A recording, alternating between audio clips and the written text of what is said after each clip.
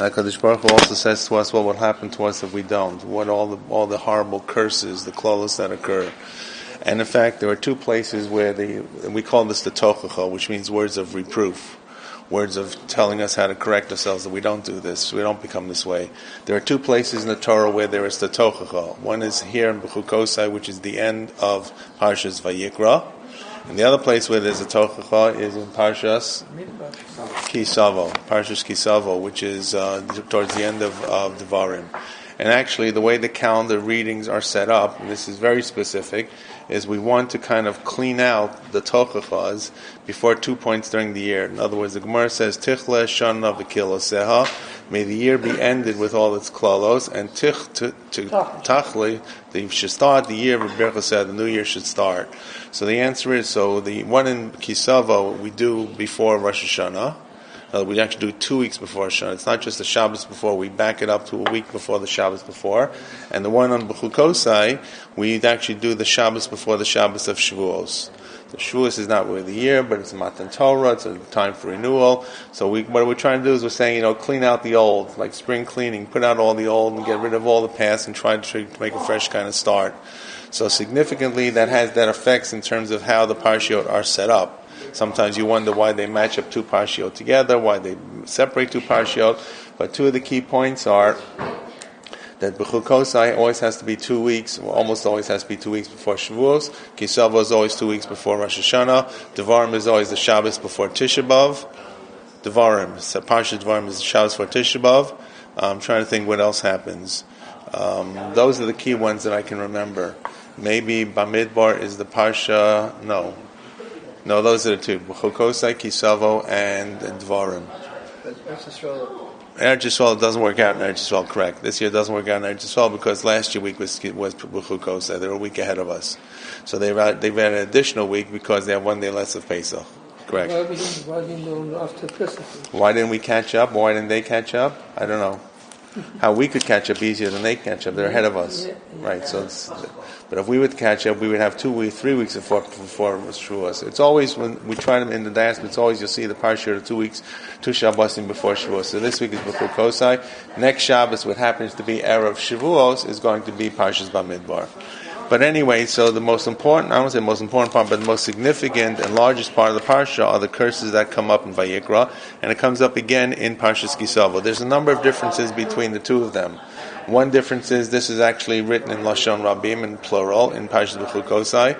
In Parshas Kisavo, we'll see they're written in the singular. We're going to take a look at both of them. The Ramban actually has this idea that the klolos that are found in this week's parsha, Parshas Bechukoyai, refer to the destruction of the first Beis HaMikdash, and the one that's found in Parshas Kisavo, in the end of Devarim, are actually found relating to the second Beis HaMikdash's destruction. And he tries to go through that in a very long Ramban we're going to do today. So I want to just very quickly to take a look at some of what the Psukim are. Are you doing the Devarim as well? I'm going to look. Yeah, I'm going to look at Devarim as well. Correct. Okay. Just very brief. I don't spend too much time because I want to see the Ramban, but you'll see from the Ramban actually how detailed he gets into it. So the first 13 psukim of the parsha talk about if you follow HaKadosh Baruch Hu, you get all kinds of rewards. The seasons will work. Nature will be on tap. Everything will be what it's supposed to be. However, beginning in Pasuk Yadalit, in Lo Tishmu Li, you don't listen to me. You don't keep the mitzvot. In Bechukoyai Tamasu, you kind of you make my decrees loathsome. In Mishpatai Tegal Nashechem, you make my laws, you reject my laws. And Levilti Asod Kol Mitzvosai Lavachem V'si, you don't perform the mitzvot. You annul my covenant. And what am I going to do to you? I'm going to be angry with you. I'm going to bring against you all kinds of panic and shachefes, kadachas, all kinds of different illnesses. Mechalot Enaim, cause your eyes to long and suffer. Uzvatem Larig Zarachem V'achlo Yevechem. You're going to plant, and nothing is going to grow. V'nosati Ponai Bachem V'nei Gaftem Lefnei Yevechem. You'll be brought down. My anger will be against you, and you will be smitten by your enemies. They're going to, they will chase you, and you'll run away from them. There'll be no one actually running after you. You're going to be so panicked, so nervous, so full of anxiety. You're going to run away even though there are no enemies. And if you don't turn around, what's going to happen? I'm going to make it worse for you. In other words, all kinds of even worse punishments will occur. Going to break the pride of your might. The heavens will be like iron, your land will be like copper. Your strength will be spent in vain.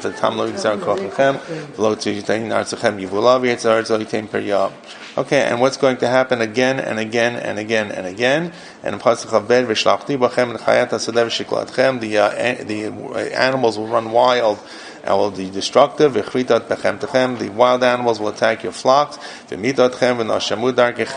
your roads will become desolate. And if you still don't turn back to me, I'm going to be even more angry at you. I'm going to bring Charav no Kemet and Kamabrit. You're going to have the sword will come. Will destroy your cities. I'll have dever, all kinds of pestilence will be among you, and you'll be given over to your enemies, and there'll be such a famine that 10 women will bake bread in one oven, because there's such little flour that's there, and they will sell the bread by weight. You normally buy bread by the loaf. You don't buy bread by the ounces. There may be, actually it's not true. Today we do. We buy a 1 pound loaf, right, a 1 pound rye. But usually you buy by a bilkala or by a challah. And still, if you don't do this, it's going to be worse and worse and worse. Curses brought back against you. Your cities will be destroyed. Moving ahead to Pasuk 31, running through this very quickly. I will lay your cities into ruins. I'll make your sanctuaries desolate. Your base mikdash will be destroyed. I'm going to destroy the land, and I will scatter you among the nations. Your cities will be laid desolate, and your cities will be destroyed.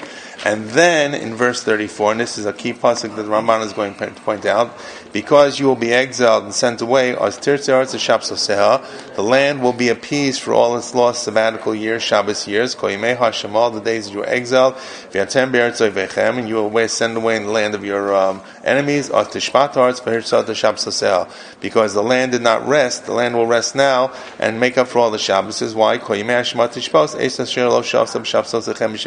Because it didn't rest on all the times when it should have rested when you were there on the land. So there are going to be enough years that you'll be away for the land to lie rest while you are exiled. How many years were they exiled after the first base of Mikdash? 70. Which means if there's 70 years so they're lying desolate, how many years would have been the Jewish people living in Eretz Yisrael that they didn't keep the Shemitah? 400. Well, more than 400. It'd be like 500 years, 470 or something.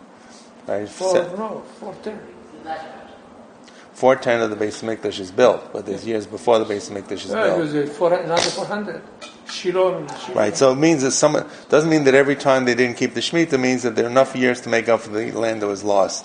And what will happen in verse number 36? Vanisharim bachem, those people who are left in the land, I will cause them to be weakened, or how they translate? They will, verse 36, they will be weakness into their hearts. The land of their enemies.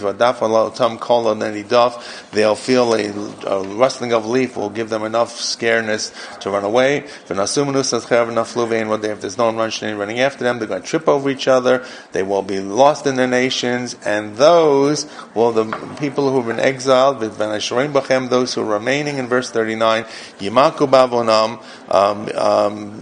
verse number 39, how does it translate this? Vanasharim Bechem Yimaku Bavonam Be'atzot Ovehem. I'm not matching this up into the English. Those who remain, the remnant, Yimaku Bavonam, will disintegrate because there are sins in the land of their enemies. Because the iniquities of their fathers, they will begin to disintegrate. Vidvadu et avonam bet avon avotam. What will happen when they get sent away? They will confess.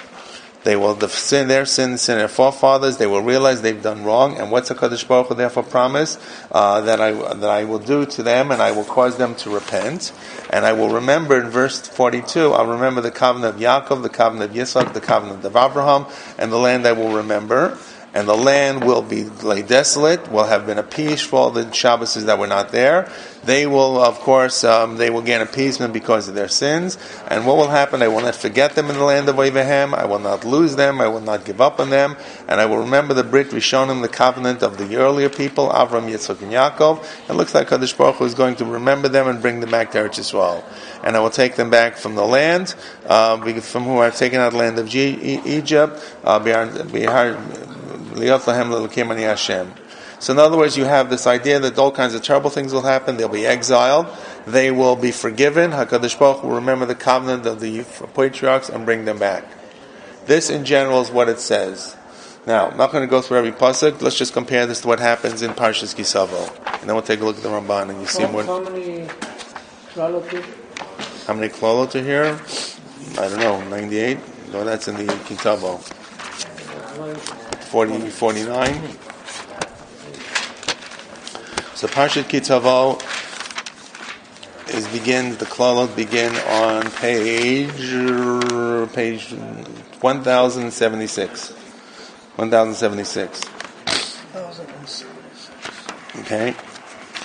So this is Moshe's one of his last speeches to the Jewish people. Moshe speaks to the people. Vayah in pasuk 1076. Moshe speaks to the people. In the first case, by the way, that we just read, is really Hashem speaking to the Jewish people, and here Moshe is speaking in the name of Hashem. What about Arurim before? I'm not going to do the page before. Where? Kitavo? Okay, yeah. I'm not going to do that right now. Those are arurs. Those are baruchs. There's baruchs and arurs. Okay, in pasuk Tedvav. So once again, here we go. If you don't listen to the L'kol Hashem Elkecha L'shmot L'asod L'kom Etzotav V'chukotav V'shon Nisim Etzav V'chayom. If you don't listen to the commandments, what's going to happen? V'ovol Lecha Kol HaKlalot Ein Levisiguch. All the curses will come down upon you, and they will overtake you. What's going to happen? What's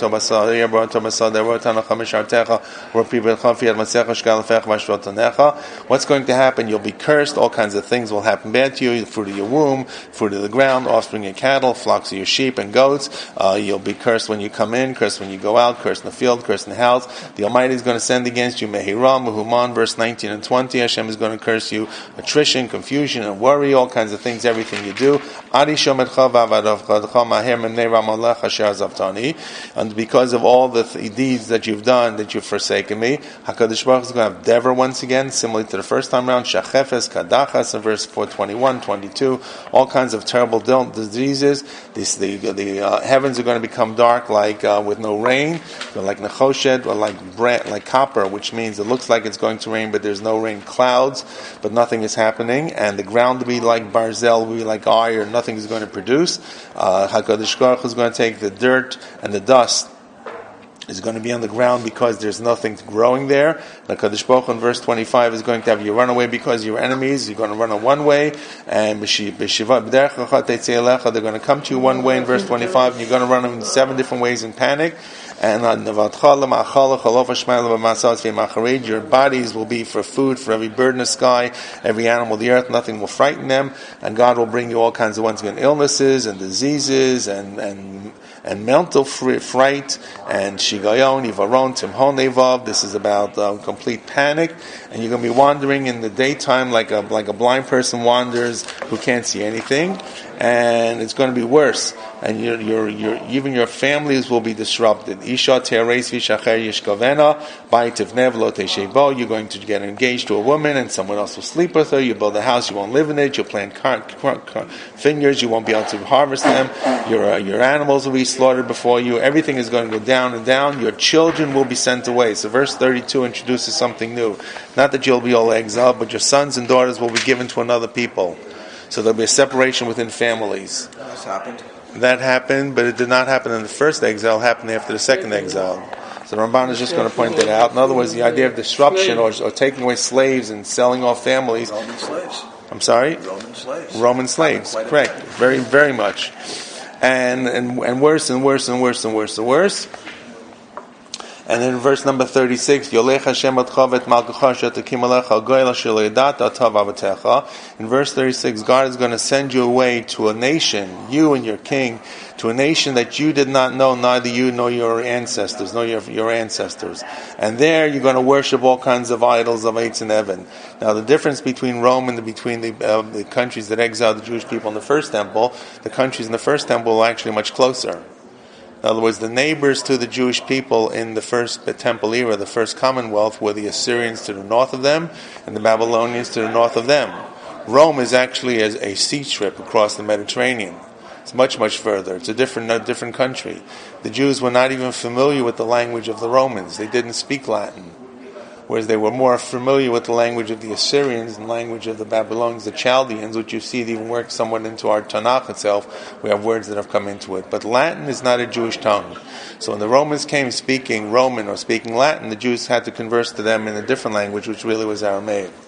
And once again, things are going to just go down and down and down and down. All your food is going to be devoured by the locusts and other destructing animals. Let me just see. Why is this all going to happen in verse 46 and 47? Because you didn't serve HaKadosh Baruch Hu b'simcha v'tuv leiv, but you'll serve your enemies, which God is going to send against you, b'rav, b'tzama, with famine and with drought, and with you have nothing there, and they'll put a yoke of barzel, of iron around your neck, adish midotach. And once again, here comes this faraway country in verse 49. God is going to send a nation from very far to kind of attack your land. Kasher yideh hanesher, as the eagle flies. A country that you didn't know and recognize its language. That's one of the hints that really it's about the Romans. Jews did not speak Latin. It's a very different kind of language. A very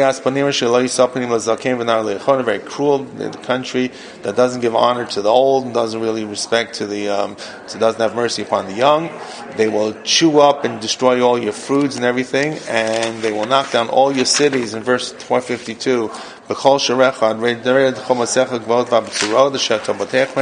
they're going to besiege you, destroy your cities, and nothing is going to be left. You're going to be so bereft, you're going to eat the fetuses. You have no food to there. There's matzok, there's kind of siege, there's kind of be destruction against all of you. And even the women will be subjected to this, and it gets worse and worse and worse and worse and worse. And God is going to doesn't have time to do all the psukim here, but let me see if I can find the one I'm looking for.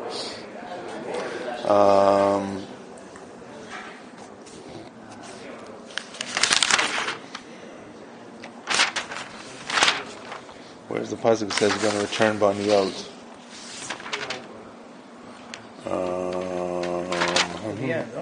Yeah, I don't find it.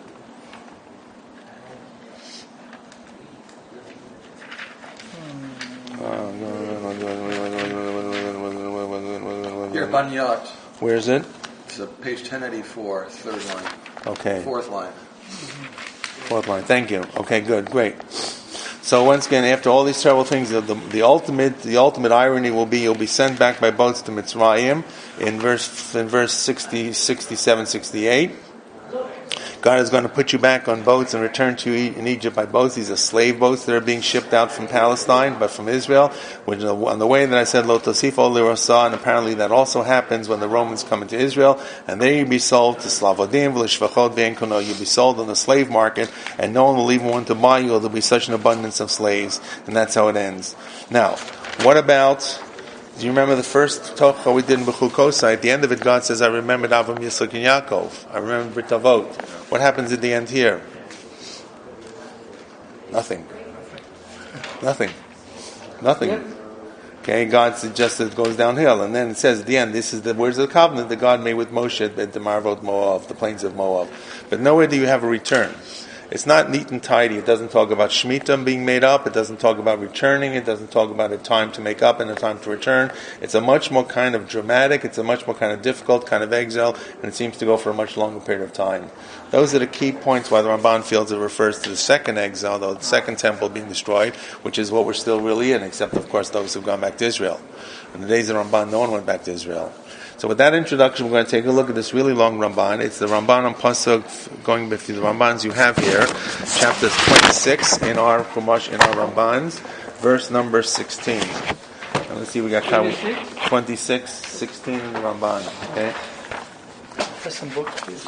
Yeah, pass some books around. We don't have enough. We have too many people. No, we don't have enough books. That's right. Okay. I'll listen. No. Maybe we get people shared together. No, this is too long to listen. This one will be too long to listen. 26, 16, I think, right? It's a very long Ramban, no worry. Yeah, there it is. What happened to the book? We don't have that many Rambans here. Okay, it begins on the bottom of this page. Bottom of page 852. 52? No. 825. 826. 825, I'm sorry. I'm a little dyslexic.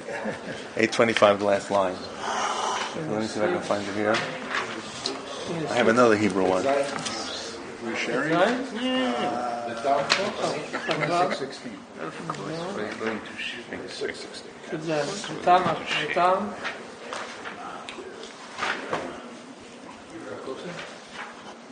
Huh?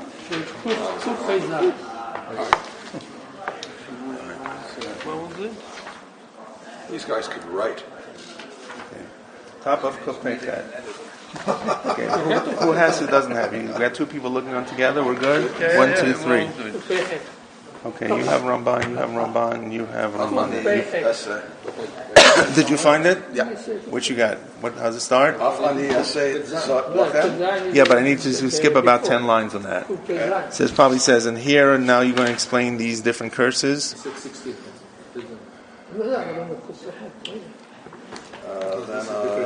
The principle of this section is that it is the Holy One, blessed He, who makes this covenant.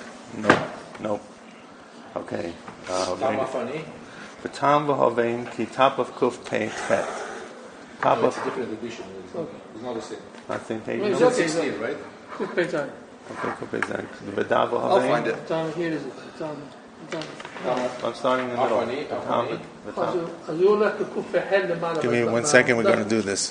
Once I find a few, you're on your own. No one understands. Okay, good. Okay, here we go. V'dav v'hovein. No one understand. No K and no W. No one understand. Ki aloto eila. So I'm just skipping the first 10 points because the first paragraph is a very long paragraph that deals with a specific issue about af. What's the word af mean? Af is anger. Af means something else. Kupei chet. Kupei chet. Shua Rishana. Okay. We'll go to 825 down here. No. Okay. V'dav v'hovein ki aloto eila yirmazu l'galot rishon. All of these curses really hint at the first exile. Ki b'vayit rishon. Why? B'vayit rishon kol divrei habrit. All the words of the covenant. Habrit hazod. Hagalut v'agalut l'olam mimena. The exile and the redemption from the exile itself. As you'll see, shekain tireh b'tochachod. As you'll see in the words of reproof themselves, they actually line up with what happens in the first base of destruction of the first base of Mikdash. As it says, and this is actually in the Psukim in Bechukosai, this is in chapter 26, verse 15, in Bechukosai timasu, vet mishpatai tigal nafshechem. If you are going to reject my chukot, just find one second, let me just find the Chumash. Sorry guys.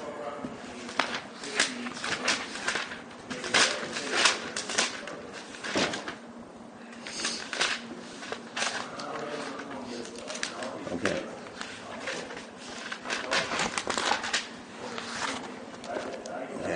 It says and it says that you're going to reject my covenant. And it says, what are you going to do when you reject my covenant?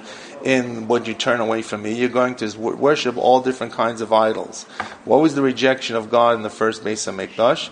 They actually turned to worship different kinds of gilulim, different kinds of idols and bamot and high places. Because the Jewish people in the phrase of the first temple, that's actually what their sin was. They worshipped idols. They did all the evils that was found in worshiping the idols. And it says in verse 31 in Parshat Bechukoyai in the curses, I'm going to destroy your temples. It doesn't really mean only my base of Mikdash. It means the temples, the shrines that you went to. I'm not going to enjoy the smell, the aroma that comes off your sacrifices. Why? Because God says, I'm not going to accept your korbanot. I'm not going to accept your coming to my base of Mikdash because you're worshiping your idols together with my base of Mikdash. So in other words, I'm not going to accept your korbanot because you're all confused. You're worshiping me, you're worshiping different idols, you're worshiping Baal, you're worshiping Asherah, and you're worshiping me together as well. So I can't accept you unless you accept only me as the only God, the ultimate, the complete and amorphous and ultimate one God that controls everything. So that is something that happens in the first Beis Hamikdash. We don't know that happens in the second Beis Hamikdash. We don't find the Jews are actually worshiping idols in the second Beis Hamikdash. They seem to be pretty good in terms of worshiping God. They may not be very committed, but the God they're worshiping is the God of the Jews. We don't find idol worship as prevalent in the second Beis Hamikdash as we did in the first Beis Hamikdash. V'hanashim b'aleihem, and what are the punishments against them? Cherev, chayara, v'der v'ra. What is all the punishments that happen to them? Well, there's sword and wild animals, and there's going to be a plague, and there's going to be famine, and in the end there's going to be galut baself. In the end will be exile. Kol zeh yasham kasher baba perish b'sefer Yirmiyahu. When you'll study Sefer Yirmiyahu, you'll see in chapter 52 that Yirmiyahu predicts all the things that will happen, and it's not just exile, wild animals and desolation and famine and all kinds of destructions that take place that mimic what Yirmiyahu tells them in chapter 52 in Yirmiyahu. V'yomar bagalut. And furthermore, when the Jewish people are exiled in the curses in Bechukoyai, what does it say? And I pointed this out. It says,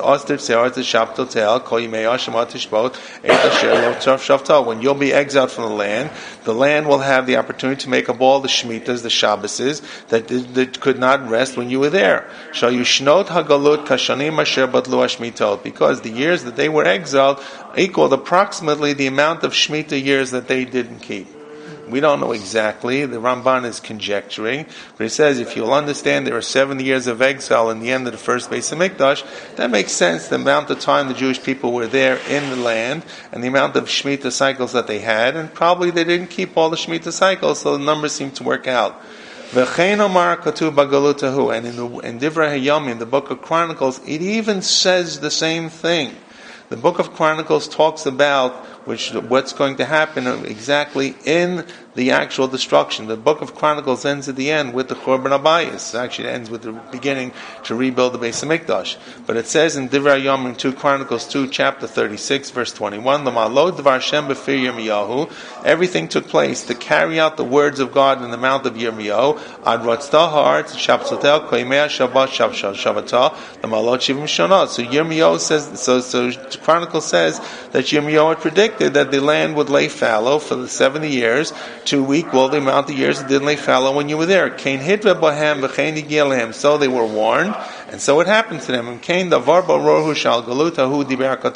So it seems logical, therefore, that the words of this Tochacha and Pashat Bechukoyai are really about what happens in the first temple. First of all, we know they're worshiping idols, which is Bechukoyai saying you're going to leave me and worship idols. Second of all, we have about the Shemitah. Third of all, we know the kind of progression that takes place with the destructions about wild animals and desolation and plagues and all kinds of natural disasters that happen to the Jewish people as things could go down as they're coming to the end of the first temple era. All of this dovetails with what we know about the first temple era and the years leading up to Churban Abayis, the destruction of the first Beis Hamikdash. V'stakel od benyan hagula mimenu. And he says, analyze as well, what is the end of the destruction here in Bechukoyai? What will happen at the end when they're factory redeemed back again? It says, God says, I'm simply going to remember the covenant of the fathers. I'm going to remember the land. It doesn't say that you're going to get a fresh start. God doesn't say that I'm going to start again and give you the same kind of closeness, the same kind of love, the same kind of connection. Forget all your sins and start like we were close back in the day, back in the first temple, back at Sinai. It also doesn't say that I'm going to gather in all your exiles, which once again dovetails with what we know about the second Beis Hamikdash. The second Beis Hamikdash dovetail is exactly what this is all about, because in the second temple, the closeness in the Beis Hamikdash was not the same as the closeness in the first temple. For example, in the first Beis Hamikdash, when they had the fire, they started the first Beis Hamikdash. Where did the fire come down? It came down from heaven. There was no Eish that came from heaven in the second Beis Hamikdash. There was no tablets. There was no Aron in the second Beis Hamikdash. Many of the original utensils were not replaced in the second Beis Hamikdash. They feel the level of the Shekhinah was not the same in the second Beis Hamikdash as was in the first Beis Hamikdash. So God simply says, I'm going to remember that we have a relationship, not we're going to have as close a relationship as we used to have back in the day. And also, it doesn't say, God does not say, I'm going to bring back all the people that were exiled all over. What's going to happen? You'll return. And in fact, what happens in the second Beis Hamikdash? Which tribes actually come back? Only the tribe of Yehuda and Binyamin, right? And Levium. What happens to the other 10 tribes? They're gone. They never return. So in other words, nowhere is there a promise that when I redeem you, I'm going to bring you back all nidcheim, all your lost peoples. Ki haya kein balotami Bavel. This is exactly what happened when they came back from Bavel. Shelo shavu rak Yehuda uBinyamin v'Nevel lehem miyad. The only people that came back was Judah, Binyamin, and a few other people that were hanging on. In other words, it doesn't mean there was no one else from any other tribe. It's a very small number, maybe people who were displaced from one tribe and were living in Yehuda when their tribe was exiled. Mixat hashvatim asher galu leBavel. Only a minority of the tribes that were exiled. Then we don't have them coming back. V'shavu b'dalut, and they came back with paucity, with poverty. B'avdut malchei paras. So they came back as slaves or servants or citizens of the kings of Paras, and they were subservient to Paras. V'gam lo amar she'yashuvu b'tshuva shlema lefanov. God doesn't say they'll return with tshuva. Rak she'yitfadu avonam v'avonavatam. Rak, I will forgive their sins. I'll forgive the sins of their ancestors, but not that we're coming back on the same kind of slate as before. Umansino anshe bait sheni osim kain. The same we have when the Jewish people came back to build the second temple. They weren't the greatest people. The people who came back, they had to be separated from their non-Jewish wives. They were the ones who themselves were not such religious, committed people. Kamoshe Sfada Daniel, as Daniel writes in chapter 9, Daniel, Chatanu v'avinu v'yashanu umaradnu v'sur v'mitzvotecha. It's not for me. Okay? Sorry, excuse me. It's not for me. Okay? Okay, no problem. So once again, you see Daniel who lives. He'll work it out. Daniel says, Chatanu, Avinu, Vershanu, Moradnu, Vesor, Mitzvot, Mitzvotecha. We sin. Daniel lives in the time of Bavel, correct. And he lives the time Nebuchadnezzar, Belshazzar. He's during the time of Galut Bavel. Or maybe Galut Yechanya too. Yes, he's earlier. But he lives at the end of the first temple here, and he lives during the Churban Abayit. He's there with the kings and the Nebuchadnezzar and all the others. And he says that we sinned, we're not changing, we didn't change, we're turning back. We recognize we sinned, we're turning away from other mitzvot. And therefore, we're going to change. And Daniel says, because of our sins, because of our avonot, because of other types of sins, of our sins of our fathers, Yerushalayim and your people were put as necherpa, an embarrassment. And Nehemiah writes the same thing. Nehemiah also recognized the Jewish people have to kind of turn away. Ezra says as well. Ezra also talks about this. So Daniel, Ezra, Nehemiah, who live in the end of the first temple, or during the destruction of Churban Abayis, and even the beginning of the second temple, what do they say? We didn't do, our ancestors, our kings, our leaders did not do your Torah. They all recognize, because they learned from Bechukoyai, that in order to get back to the land of Israel, they have to ask God to forgive them for their sins, which is what the Torah says. When you'll be exiled, you'll do tshuva, you'll ask God to forgive you, and you'll return. And therefore, all of this, or much as what's found in Parsha Bechukoyai, is really a remez, or really dovetails with what we know about the first Beis HaMikdash. They worshipped idols, things went bad, natural disasters, hunger, famine. The Jewish people are exiled. God remembers Brit Avot. The Jewish people do some kind of tshuva. They come. They're not really where they were before, but they're still coming back to the land of Israel. Not everybody comes back. Only those coming who are a small minority from Yehuda and from Binyamin and Levium. That is about the Tochacha in Bechukoyai. What about the Tochacha in Mishnah Torah, Tochacha in Kitavo? Aval, writes, he continues. Everybody with me so far? It's pretty mean. What we're trying to do is compare the two of them together. Aval habrit of Mishnah Torah, the covenant or the curses that to take place in Mishnah Torah, which is Kitavo, Yermoz legalutenu zev legula shnigoyal mimenu. Those curses and that gula is going to talk about what will take place at the end of the second temple, which is the galus we are living in presently.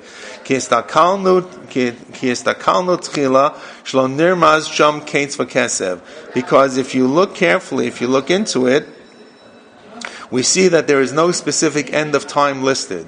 It doesn't say, God does not really promise that there will be redemption. Just God says that if you do tshuva, then I'm going to look after you. God does not say in Parshat Ki Tavo exactly that you will return. It doesn't talk about the Jewish people coming back. It simply says towards the end of the actual words of Tochacha, it says in the next chapter after Tochacha, God says in Perek Lamed, which is actually the next parsha in Parshas Nitzavim, HaKadosh Baruch Hu writes, or it's actually the end of Parshas Ki Tavo, God says that,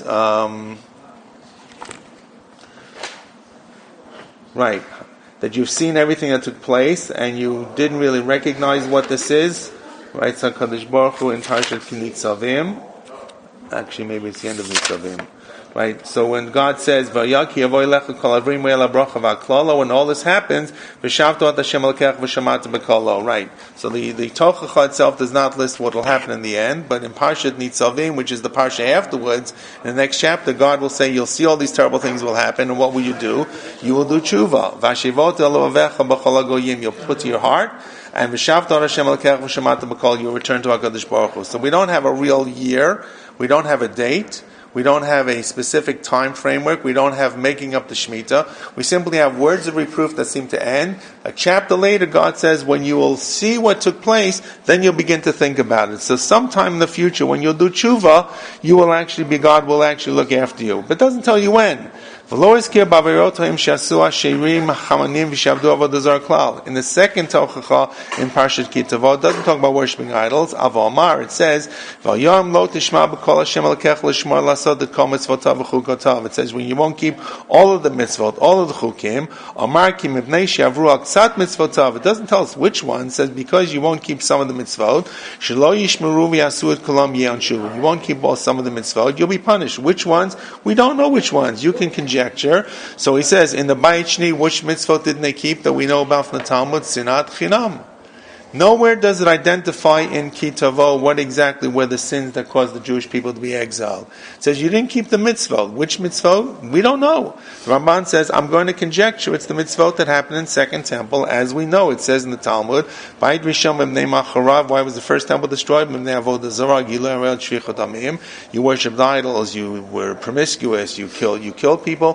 Bayit Sheni, Shanu B'Kiyim Bahem. We know about Bayit Sheni because we have a lot of sources. Oskim B'Torah Gmil Chasadim. They studied Torah, they did kindness, they were united. Macharav, why was it destroyed? Not they were united, they were disunited. They had sinat chinam between the two. So the first temple was destroyed because of idols. Second temple is not connected to idol worship, connected to not doing mitzvot. Which mitzvah didn't they do? Sinat chinam or ravat chinam. Okay, and the second destruction, the second Beit Mikdash doesn't mention the destruction of the Beis Mikdash. It doesn't mention not listening to the Beis Mikdash, not being happy with the aroma that came up from the carbonot. Why? Because in the second temple, second temple, it wasn't the heaven did not come down. The fire didn't come from heaven. It was man-made fire. So you can't say that God didn't consume the carbonot, because it wasn't God's fire. The first Beis Hamikdash, the fire was a heavenly fire that came from heaven, and that fire was therefore God's fire consuming the carbonot. So therefore the first Beis Hamikdash, or the first Tochacha is the first Beis Hamikdash, second Tochacha, second Beis Hamikdash. Comment, then we'll move on. Yes, Dan?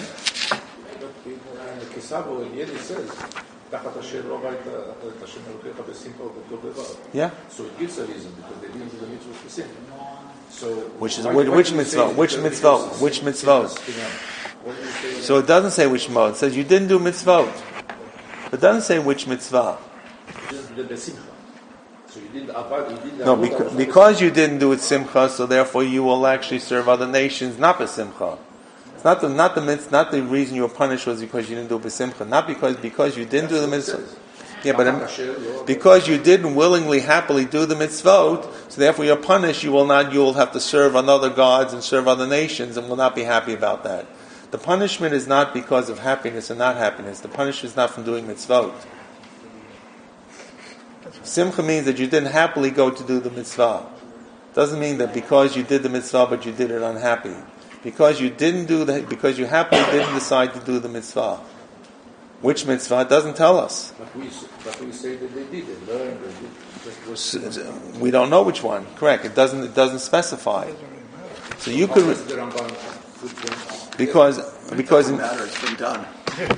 no, because in Parshat Bechukoyai it specifies exactly what the sins were, right? Because you turned and you built bamot and you built other kinds of idols and shrines, and because you served other gods. Because if you specify, So it directs the sin because the fact that you turned away from Hashem and worshipped other gods. I guess, yes. About the second point. The second one was sin, was man to man. The first one was man to God. They were against each other during the second temple. So sinat chinam is not just a sin against man; it's a sin against God. So here's what the Ramban is saying. I know what your question is. Let me explain to you your question. Your question is that it does not tell us what the sin was in the second temple. So you could understand that to be, or not in Kitavot. So you could say it means they broke every law in the book. That would be the symbol shot. Because you broke every law in the book, therefore I will send you to be exiled. Ramban says that's not true. It means because you broke some of the laws. Which one? It doesn't tell us. You broke laws. It doesn't want to tell us which law they broke. no, because then you'll only work on that one. Right. It doesn't reveal. It doesn't give away the store. Now, admittedly, some of this is Monday morning quarterbacking. Once we have a first base of Mikdash destroyed, a second base of Mikdash, you can tie the pieces in. So some of it we can only make sense once the actual destruction happened. If you hadn't lived for the first temple, you wouldn't know what it's talking about. If you hadn't lived for the second temple, you wouldn't be able to identify it. But what he's trying to say is, if you look at the reasons that the sin in the first tochacha, it's about worshiping idols. The sin in the second tochacha is not doing mitzvot. Which mitzvot? I don't know.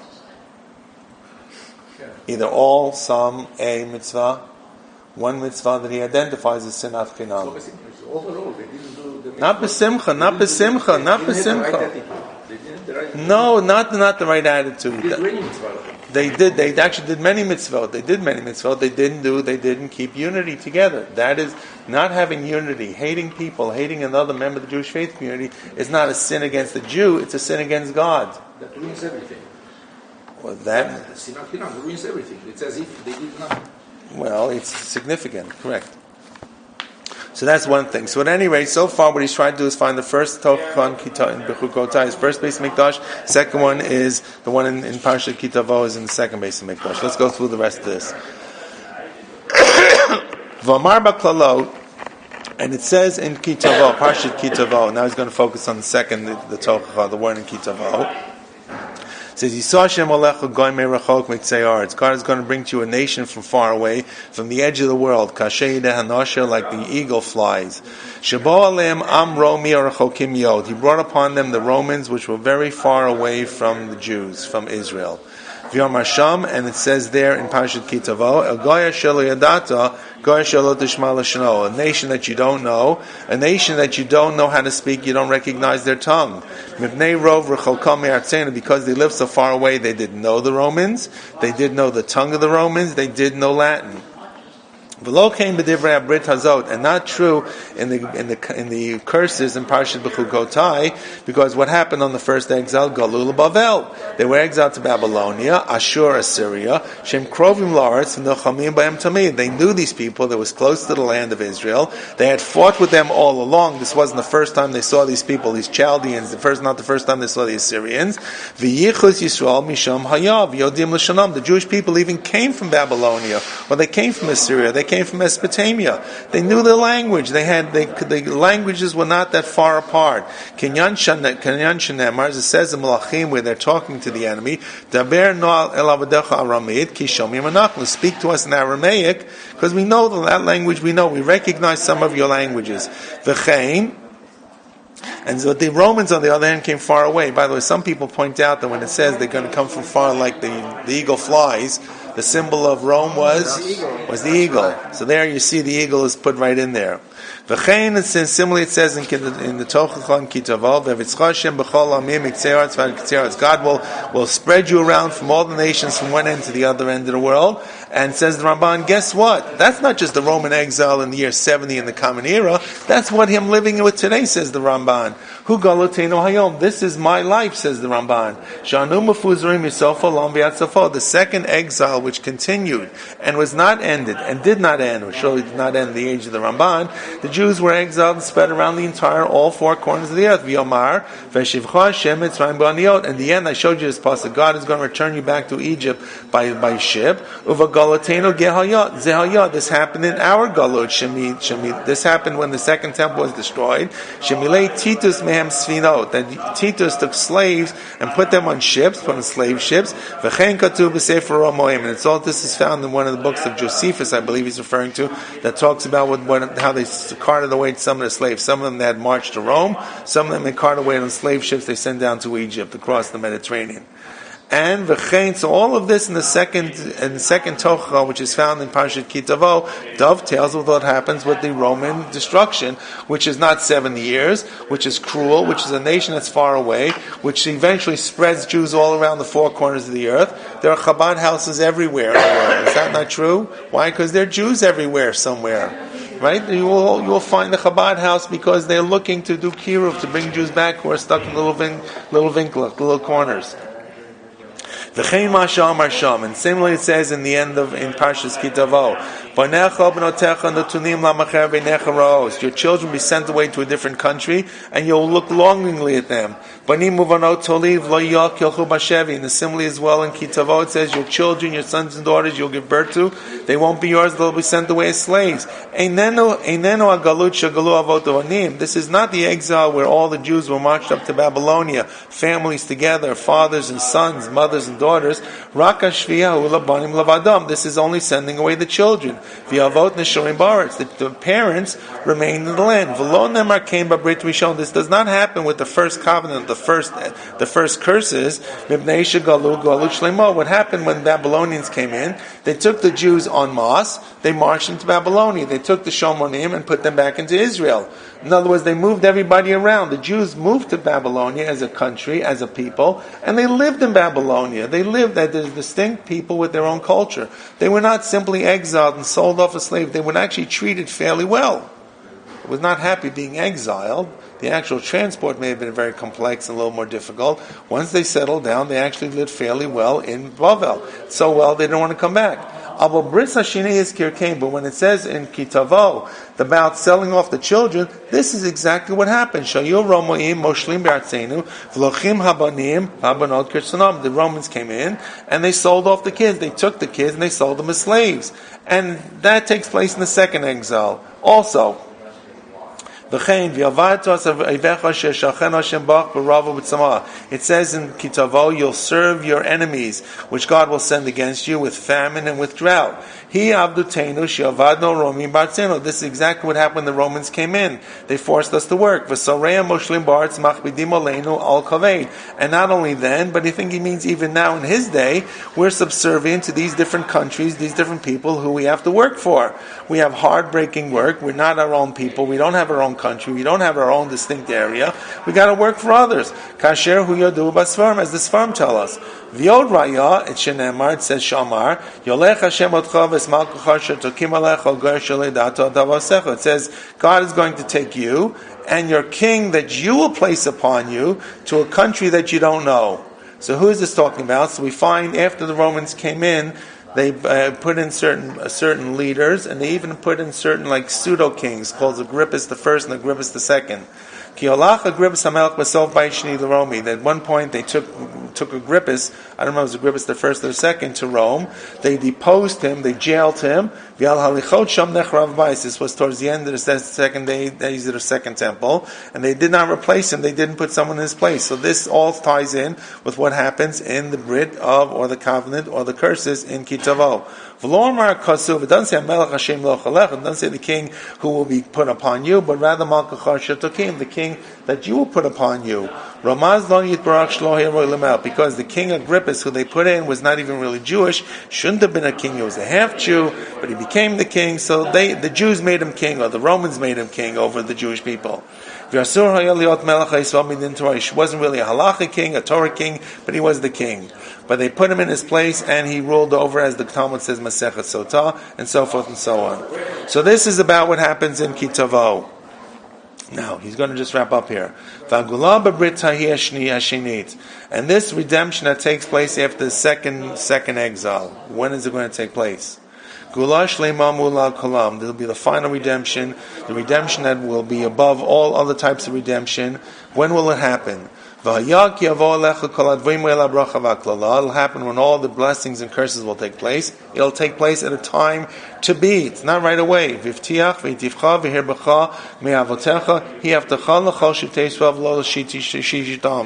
is for everybody itself, not just for the people who are exiled, not just for a small proportion of the people itself. And if you look, so let me just, if you still have your Chumashim, I want to show you where it comes up in the Chumash. Here, we were in the Chumashim before in Parshat Kitavo, and we were on page 1076 or 79, right? All the things going down 1080, 1082, all the way to 1084. It doesn't really seem to have an ending at that point. It ends flat, or it ends down, so to speak. If you move ahead to chapter 30, then Moshe promises what will happen in the future. And this is chapter 30, page 1090. When all these things will happen to you that I've told you about before in the previous chapter, says Moshe. Bracha and the klala, the blessings if you keep the commandments, klala, the curses, asher nasata fanecha, v'ashivot levavecha b'chol hagoyim. You'll put your hearts in all the nations where you are, shidicha Hashem l'kecha shama, where all you're spread around. You'll realize that what we have to do tshuva, v'shavto Hashem l'kecha v'shamata b'kol. You'll do tshuva and turn back to God, listen to His voice. Everything like I've commanded you, your descendants, b'chol levavcha v'chol nafshecha. V'shav Hashem l'kecha l'shvutcha. What will God do? God Kadosh Baruch Hu will bring you back your captivity. He's going to collect you from all the nations. You'll be brought back from that kind of exile which is all over. And wherever you'll be. You spread around to the ends of the heavens, to the ends of the world, God will collect you from there. God will bring you back to the place that your fathers inherited, and you'll inherit it. And you will have good, and you'll multiply there more than your ancestors will. Now Kadosh Baruch Hu will watch over you. So therefore, you return and continue and so forth. We go down to 7 and 8. God will put the curses on your enemies. You'll get the blessings. And you will you'll come back and you'll follow the voice of HaKadosh Baruch Hu. You do the mitzvah which I've commanded you. And HaKadosh Baruch Hu will have you become many, multiplied, and you'll have a lot of children and flocks and fruit and so forth. Why? When you listen to HaKadosh Baruch Hu and you'll return to HaKadosh Baruch Hu. So chapter 30 says the Ramban is really the end of the Tochacha in Parshat Kitavo. When the Tochacha ends and doesn't talk about a redemption, the Ramban says you've got to look 2 chapters later. The curses are in 28, and chapter 30 talks about what will happen at the end of time. When is that? It hasn't happened yet. Maybe we're on the edge of that. Why the Holocaust is not mentioned? Neither of the Crusades, neither is Slonitsky. But the constant serving all the nations is part of what happens, persecution after persecution. No, we don't have specific mentions of specific persecutions that take place during the last 2,000 years. Even the big exile of the 10 tribes before everything else. That's 720. That is not in the first Tochacha, right? Correct. All it says that when we return, some of us will return. Those who are exiled to Babel will come back. That's what he's trying to say. Right, just right. But here he's saying that everybody will come back. But nowhere we don't have specifics. This is not a very clear map. It's not a very clear chart. It's not a very clear tablet.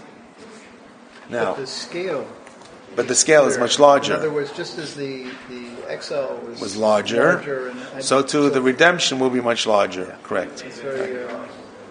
So what the Ramban is trying to say, the 2 places where it occurs are actually referring to 2 different types of times in Jewish history. And the first one, we can actually know, we think it looks closer to what it was. The second exile, well, the Ramban believes he's still living in it. It never ended. Now, the question is, what era do we live in? Are we living the year of exile? Are we living the year of the beginning of redemption? I like to call it the Ikvus of the Mashiach, the footsteps of the Mashiach. The footsteps means I'm hearing it down the block. Or maybe I'm hearing it a mile and a half away. You mean, is it the beginning of the end? Is it the beginning of the end? Correct. And what is the end? When does that actually beginning take place?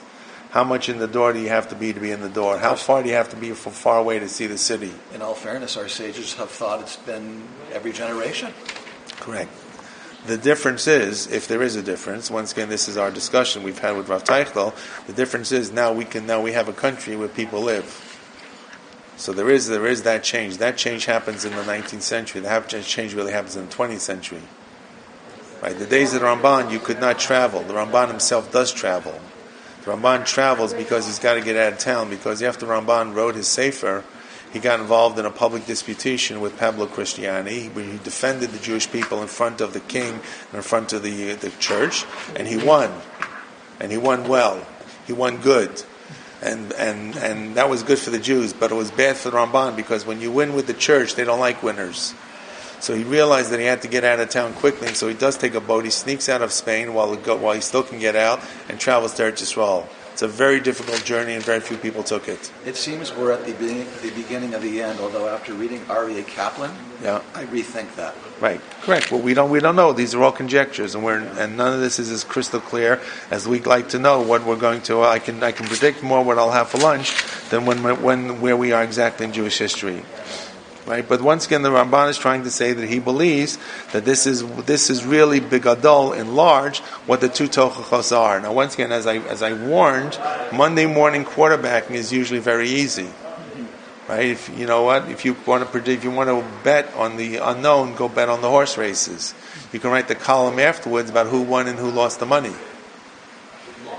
But it's very easy to look what happened the day after the game to decide what the mistakes were and what should have been done than to really predict as we're going into the game itself. But all these cares, I mean, who said, not be more in that's it. All could be more in that. I'm not sure I understand. All these klalot.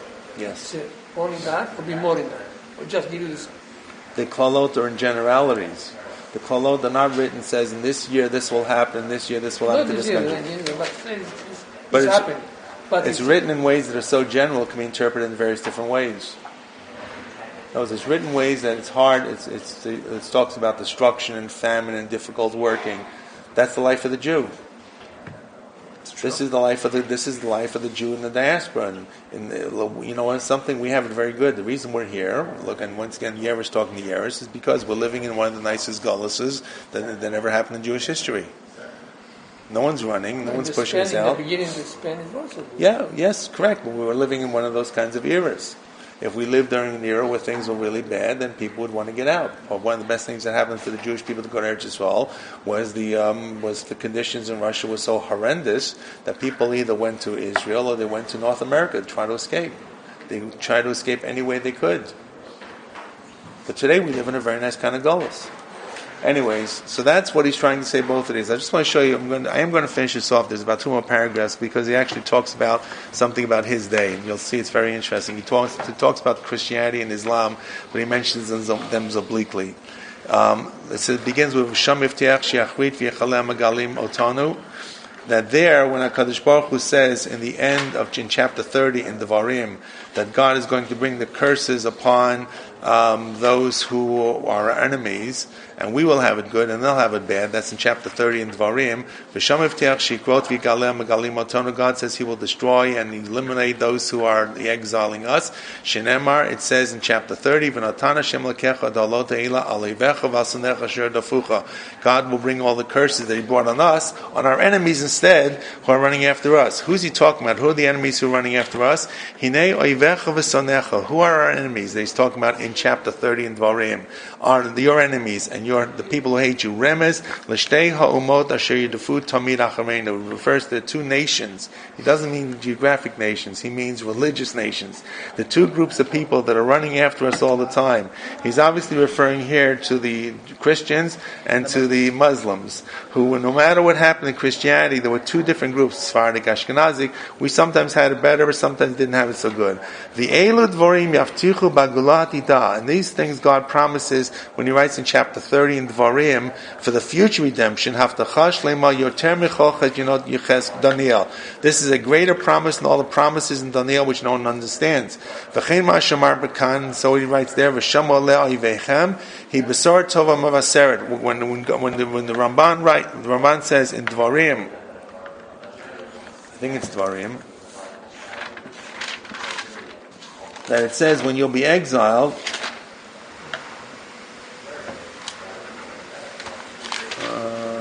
is it here or there? Maybe it's here. Is it here in Bechukoyai? That says the land will lie fallow. It says you, O God, will chase you out of the land because you didn't observe the Torah, and the land will therefore be desolate. Where is it? Okay. Chaf Bet? Yeah. Chaf Bet what? The same. Dvarim, no. No, in Vayikra. In Vayikra. Vayikra Chaf Bet? No, it can't be Vayikra Chaf Bet. No, Lamed. You know, I'll look for it later. Let me just finish this off here. It says V'shamu alel kol evehem, that your land will be laid desolate by your enemies. He besora tova mavaseret b'chol hagiyot. This is a promise made for all the exiles, not just the first exile, but even shein artzenu makabel d'oivenu. When we will be chased out of the land will be desolate. And I think it's in Bechukoyai that there's going to be something that happens in the first exile and all the other exiles, and no one will be able to work the land. V'gamzu raya gdola v'avtacha lanu. This is a promise to us that it's really true. It's a proof that everything is true. There is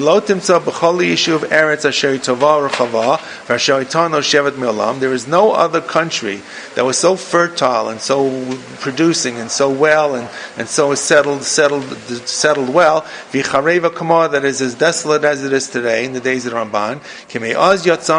As long as when we were exiled from the land, no other nation came in to kind of build up the land. They all try to fix up the land of Israel and they can't make a go of it. When we lived there, it worked.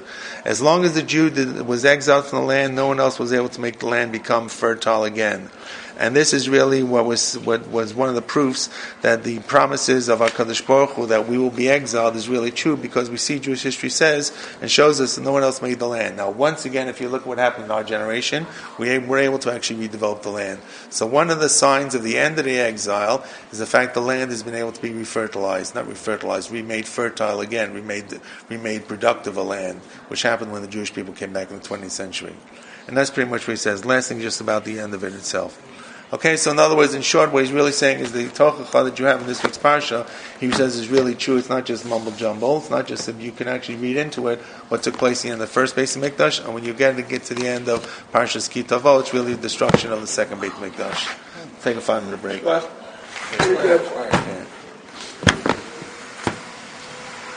Very bad.